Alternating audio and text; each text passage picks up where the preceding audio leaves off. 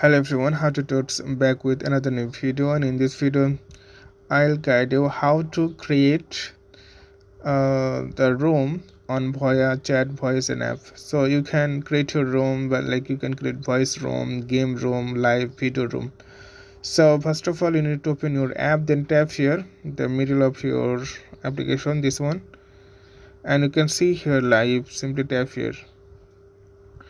Once you tap here, then you'll see here your voice chat and video date. So I'm just going to choose voice chat. Then you can write something like, I'm just going to select something test, and you can see here what is your main purpose here. You can also choose game,